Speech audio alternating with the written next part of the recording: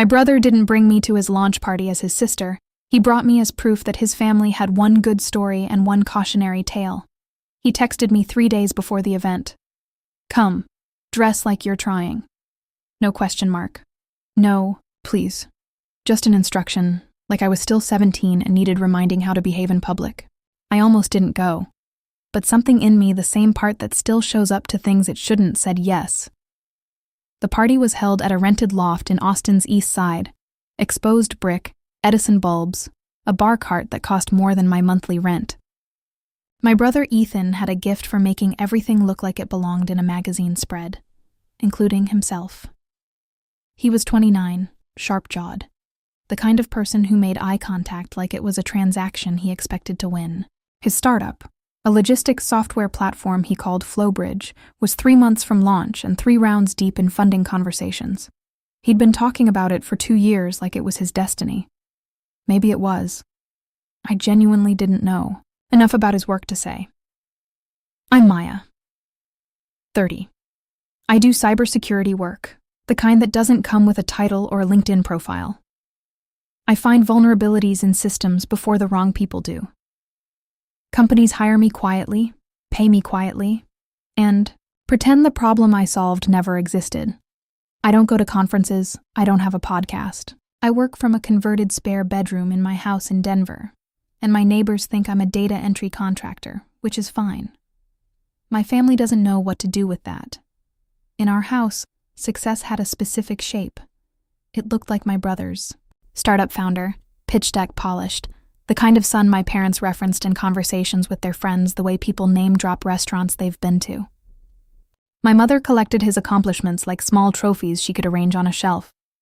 My father told his golf buddies that Ethan was building something real. And me? I was the other one. The one who never explained her job properly. The one who worked from home and didn't dress the part, and once showed up to Christmas dinner with a laptop bag instead of a hostess gift. My mother had taken to describing my work as she does something with computers in a tone that made it sound like I repaired printers. I arrived at the loft 28 minutes late because I hit traffic on I-35, and also because I was not in a hurry to be there. The room was already full. Investors, advisors, people with good haircuts and good shoes, and the easy posture of people who understood exactly what the room expected from them. I spotted my parents near the drink table. My mother saw me first. She smiled the way she does when she's surprised I've shown up looking acceptable. The quick scan, the small recalibration. You came, she said. He asked me to, I said. She touched my arm briefly. Just try to let Ethan have his night. Don't bring up your work unless someone specifically asks. She said your work the way you might say your rash. My father leaned in. There are real investors here, Maya. People who matter to Ethan's future. Just stay in the background tonight. I looked at him. When am I ever not in the background? He moved away like my question had been the rude thing. Ethan found me 30 minutes later. He'd been working the room with the focused energy of someone running a very important errand. He looked at my outfit, which was fine, and at my posture, which was also fine, and then at the drink in my hand, which he seemed to consider. You look almost like you belong here, he said. Thank you, I said, because I'd decided years ago to take his backhanded things as face value. He lowered his voice. There's someone I want you to meet. I should have known. With Ethan. Wanting me. To meet someone was never about me. It was about optics, about the geometry of a room, about what my presence could do for his story. I'd been used as a prop before the humble sibling who made his success look like contrast, not luck. Who? I asked. Garrett Cole, he said, and then watched my face for a reaction I didn't give him because I didn't recognize the name. He's the CEO of Sentinel Architecture. They do enterprise security infrastructure. He's considering a partnership with Flowbridge. Big deal. Massive. I need this, Maya. Okay, I said. What do you need from me? His smile shifted into something I'd seen before, something comfortable and slightly cruel. Nothing. Just stand there. I just want him to see that I come from a grounded family. He's big on that. Family values, humble roots, the whole thing. He paused. Just don't be weird about the computer stuff. What does weird mean in this context? He straightened his jacket. Don't tell him what you actually do. Just say you work in tech. Keep it vague. He'll ask questions and you'll just make things complicated. His voice dropped. This is a big night. Don't take it over. I felt that sentence land in the same place his sentences always landed. Somewhere between my sternum and my stomach where old things live. I'm not going to take over your party, Ethan Good, he said, already moving. Come on. He walked me across the room like he owned the floor heads turn the way they do. When someone who commands attention moves through a space, I walked beside him and felt exactly like what I was. An accessory he'd decided to carry tonight.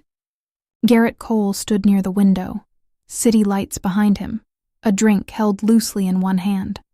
He was somewhere in his mid-50s.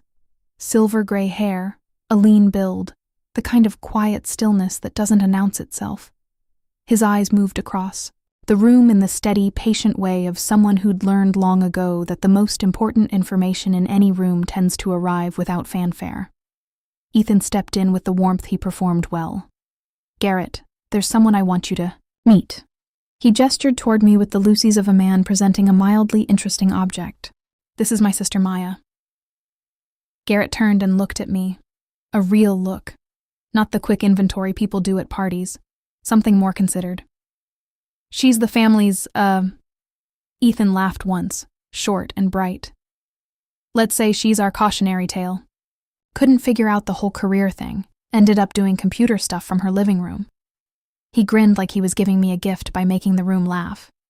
We don't brag about this one. My mother, who had materialized at my elbow, gave a soft laugh. She's always been the quiet one, keeps to herself. Her voice had that particular lightness she used when she was apologizing for me without technically apologizing. My father nodded once, sagely, the way fathers do when they want, to seem above the moment they're fully participating in. For a second, the small cluster of people near Garrett offered polite smiles. Someone chuckled.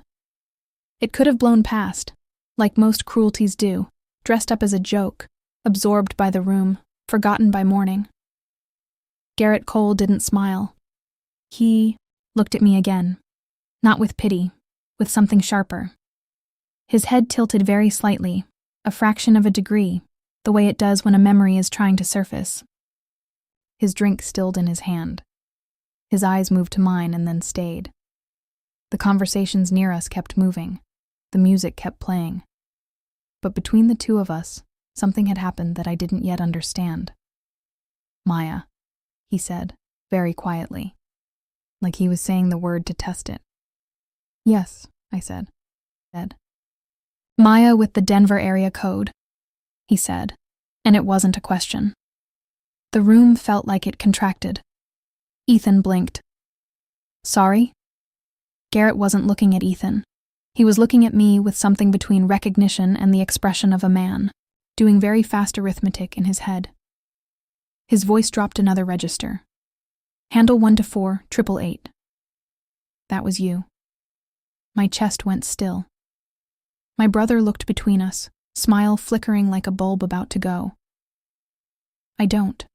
What does that mean? Garrett set his drink down on the window ledge beside him. Very deliberately. The way you put something down when you need both hands for what comes next. It means, he said, and his voice was careful now, controlled, that I've been trying to find this person for 18 months. 3 years ago, I wasn't anyone's cautionary tale.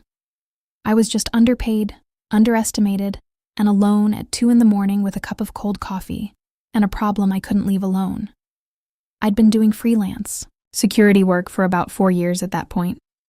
Small contracts, a regional bank, an e-commerce startup, a hospital system that had let its access controls rot for a decade, and was shocked, genuinely shocked, when I told them what I found. The work was good. The money was inconsistent. My mother called it unstable. I called it honest. I had an account on a security research forum where I went by a handle 04777, Because I'd picked it from a generator when I was 26 and never changed it. I'd built a small reputation there. Not famous, known.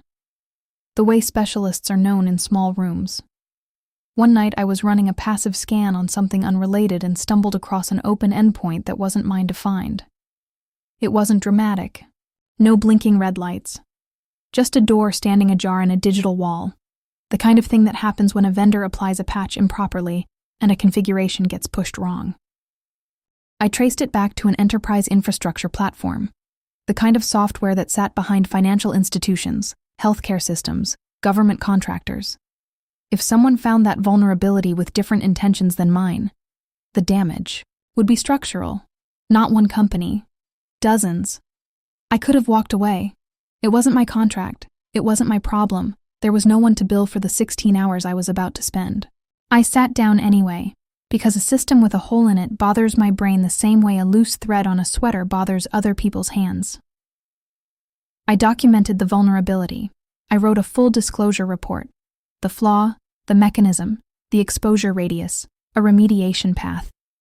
Then I found a security contact address listed in a footer on their developer portal, attached the report, and sent it from an anonymous relay tied to my handle. I expected an automated response or nothing. I got a reply 4 days later. Brief. Professional. Confirmed and patched. No further contact requested per your preference. Thank you. That was it. I moved on to other things. I filed the experience somewhere in the back of my mind next to all the other things I'd done that no one would ever know about. I didn't know who ran the platform. I didn't connect the name Sentinel Architecture to the man standing in front of me at my brother's party. How could I? I hadn't looked it up. It hadn't mattered.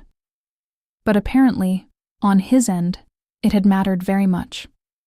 Garrett led me away from the group without asking. He simply turned and walked toward the quieter end of the loft, near a hallway that led to the building's utility corridor, and I followed because there was nothing else to do. The music dulled as we moved. The voices dropped to background noise. He stopped and faced me. "You found a 0 day in our authentication layer," he said. "In the partner access module, the one we'd been using for 16 months across 43 enterprise clients. I found an open endpoint," I said. "I don't know the internal architecture well enough to call it a 0 day. Our security team called it a 0 day, he said. "After they spent 3 days reverse engineering what you gave us, because the patch documentation you included was thorough enough to make them feel embarrassed." A small, dry smile. They didn't appreciate that. I wasn't trying to embarrass anyone. "I know, that's what made them more embarrassed." He studied me. "We tried to find you. The relay address was dead by the time we thought to reach back. The forum handle had no profile attached. Our legal team suggested we let it go. I didn't want to let it go." "Why?" I asked. "Because the people who find things like that and tell you about it instead of selling it, those people are rare. I wanted to know who you were." He paused. "I still want to know who you are." I looked at him. "I'm apparently the family's cautionary tale." Garrett's expression didn't change, but something in his eyes did. "Yes," he said. I heard that. I drove home that night thinking about nothing useful. The city lights on the highway, the particular emptiness of a party that had asked something from me I hadn't agreed to give. Ethan had found me before I left and pulled me aside with the tight smile of a man recalibrating in real time. "What was that?" he'd asked. "A conversation," I'd said. "He pulled you away from the whole group, Maya. What did you talk about?" "Old work," I'd said, and watched his face move through confusion and something else. Something unsettled. "What does he know about your work?" Ethan asked. "Apparently, more than you do," I said, which was unkind but accurate, and I walked out, before he could find a response. Garrett's assistant contacted me the next morning. "Professional, brief. Mr. Cole would like to speak with you at your convenience. A number, a time window." I called that afternoon. Garrett didn't preamble. He told me that Sentinel Architecture had recently discovered anomalies in their partner licensing system, usage patterns that didn't match contracted access, code segments in a third-party integration that bore structural similarity to proprietary modules Sentinel had spent 4 years developing. The kind of similarity that doesn't come from parallel thinking. The kind that comes from copying. "We have suspicions," he said. "But suspicions aren't evidence. Evidence requires someone who can read the code and tell the difference between inspiration and theft." I was quiet for a moment. "Who's the integration?" I asked. He told me. The name sat in my chest for a second before I understood what I was feeling. Then I understood. Flowbridge, my brother's platform. I said, "I need a day to think about this." Garrett said, "Take what you need."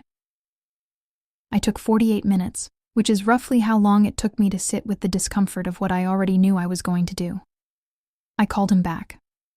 "I'll do it," I said. "But I need you to know something first. The company you mentioned, the founder is my brother." Silence.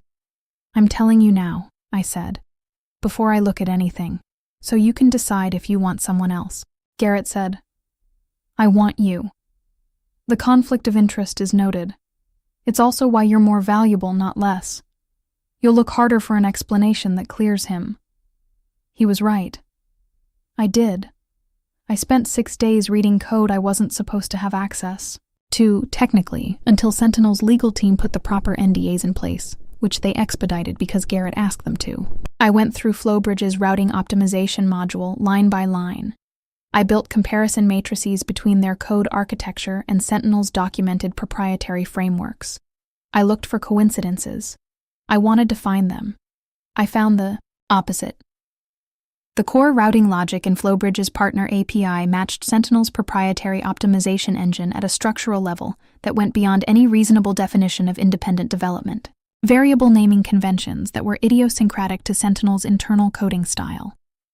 A specific error handling sequence that one of Sentinel's engineers had written as a workaround for an edge case, the kind of solution that only exists if you'd encountered that specific problem, not if you'd designed from scratch.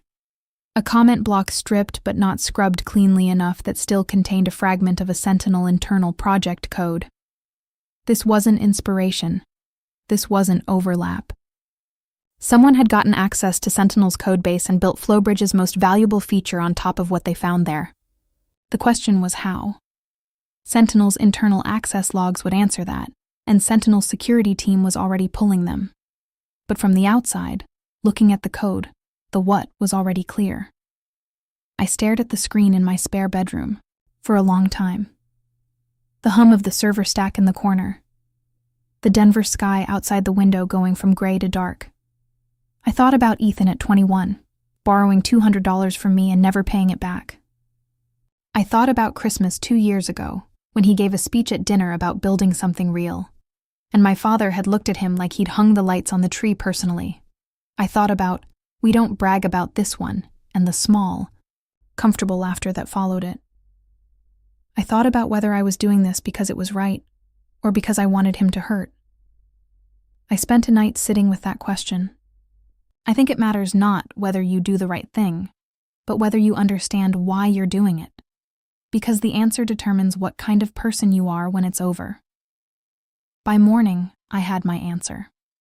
I wasn't reporting this to hurt Ethan. I was reporting it because a system with a hole in it bothers me. Because someone built something real, 4 years of work, real engineers, real development, and had it taken.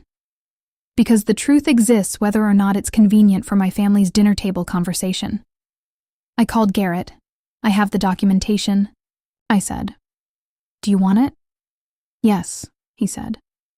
"There's a specific access pathway I can't identify from the outside," I said. "Someone got into Sentinel's codebase.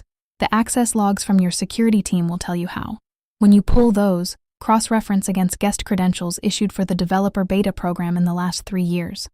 A pause. Why the beta? Program specifically? Because the stolen elements predate Flowbridge's founding by about 2 months, I said. Whoever accessed the code did it before they started building. They were in your system as a credentialed user. Another pause. Longer. Flowbridge was in our beta program, Garrett said. I know, I said.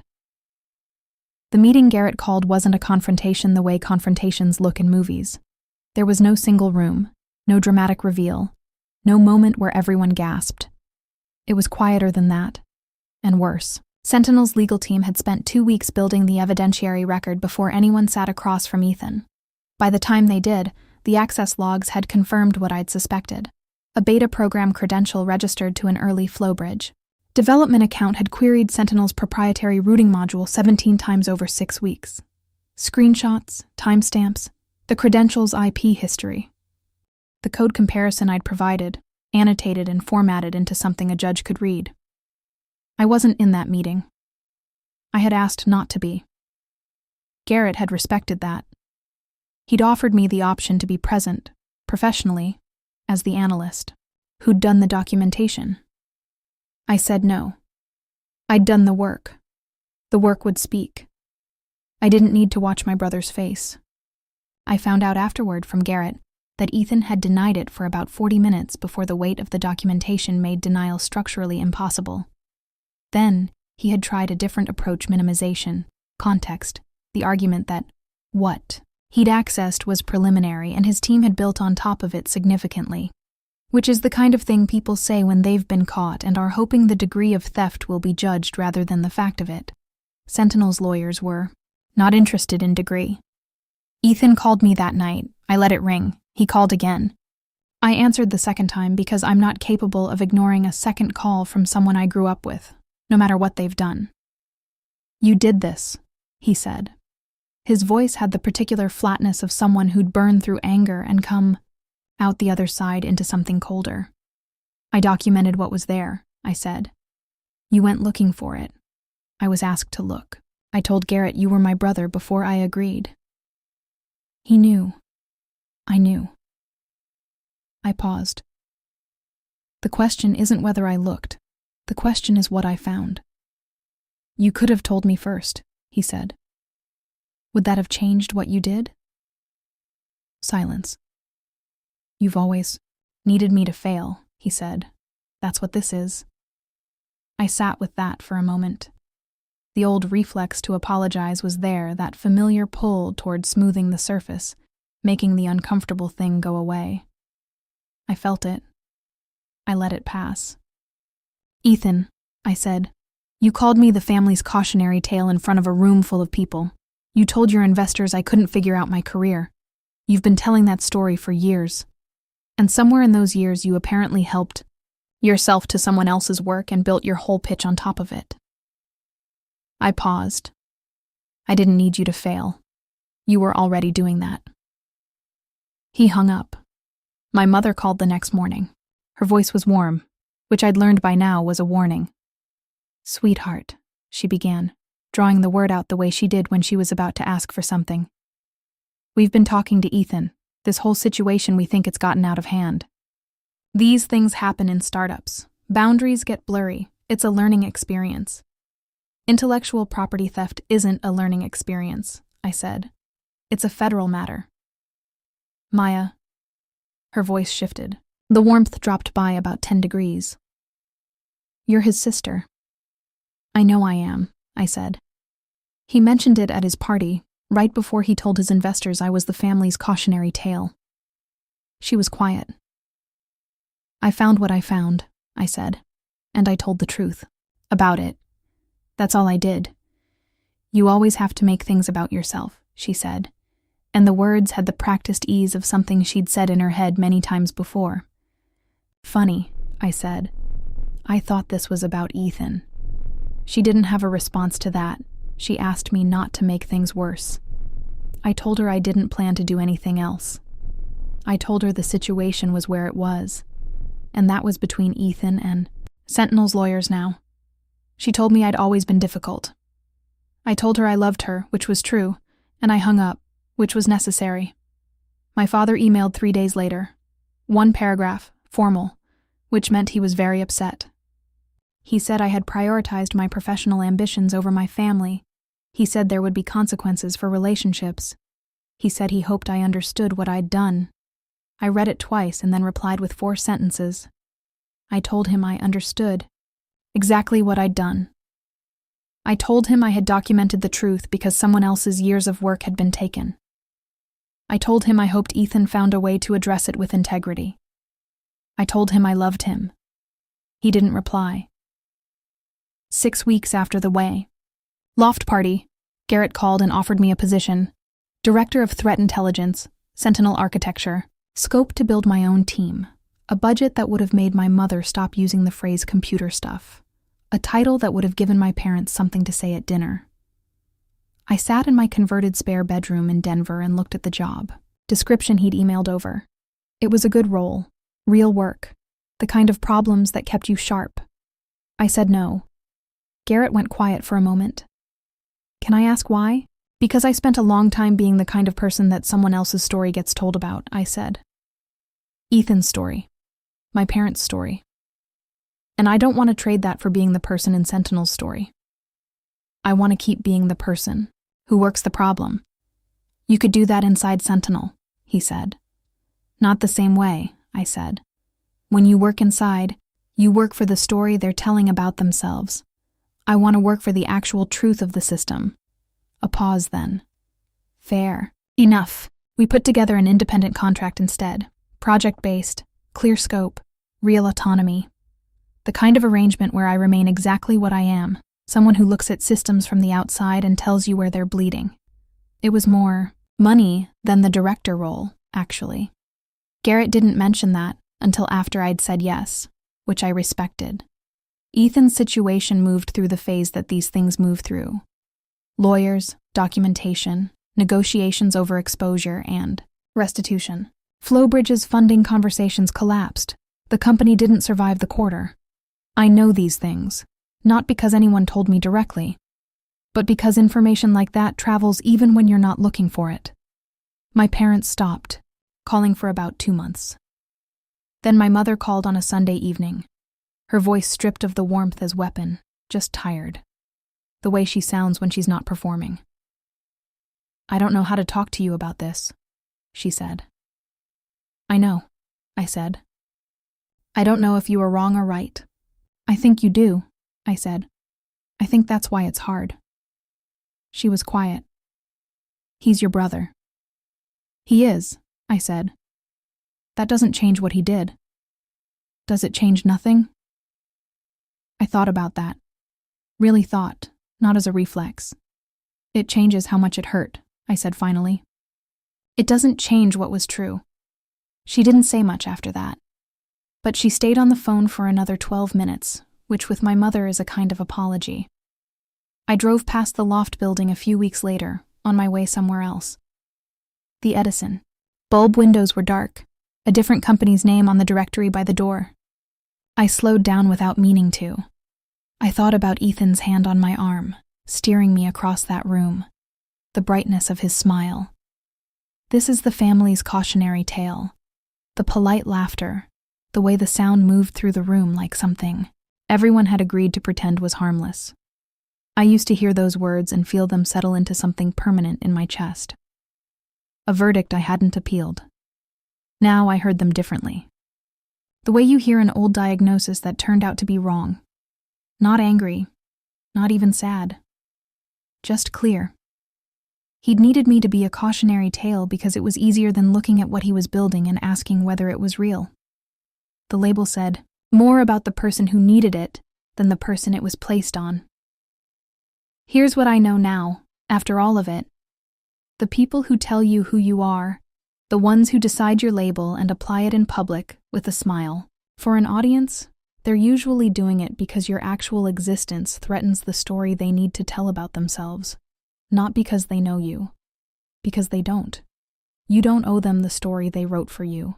You don't argue with the label. You don't hold a press conference. You go home, you open your laptop, and you do the work that's actually yours to do. Let the system tell the truth. Systems always do, eventually. If you know how to read them. I drove the rest of the way home with the windows down and the radio off, watching the city move in its own logic around me. Rails and overpasses and signal lights timed to patterns that most people never think about. The whole thing humming, underneath everything, keeping the world from jamming up. I know how to read it. I always have. That was never the cautionary part. Do subscribe.